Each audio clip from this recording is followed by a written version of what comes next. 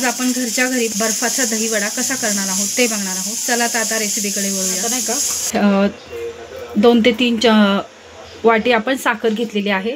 त्यानंतर 1 वाटी दही घेतलेला आहे। 1 वाटी दही असेल तर त्या हिशोबाने 1 वाटीच आपण पाणी घ्यायचं आहे।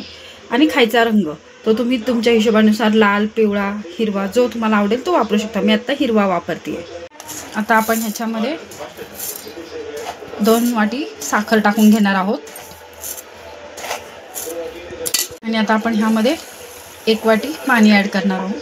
परत यामध्ये आता आपण थोडासा खायचा रंग टाकणार आहोत। तो मला हवा तो कलर तुम्ही टाकू शकता। आणि आपण हे व्यवस्थित मिक्स करून घ्यायचे।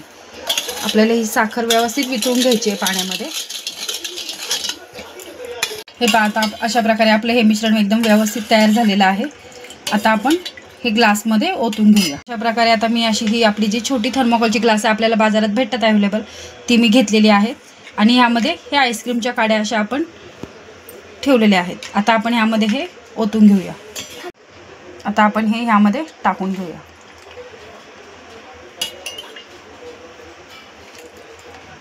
अशाच प्रकारे आपण आता आपली सगळी ग्लास भरून घेऊ।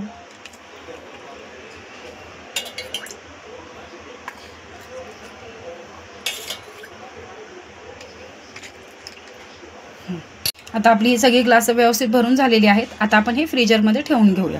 हे पहा आता आपण रात्रभर ठेवले होते किती व्यवस्थित आपले झालेले आहेत तयार।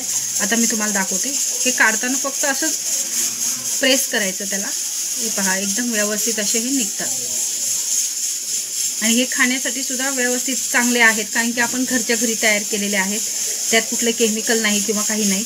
मुलांना गरमीचं हे असं तुम्ही घरी करून देऊ शकता।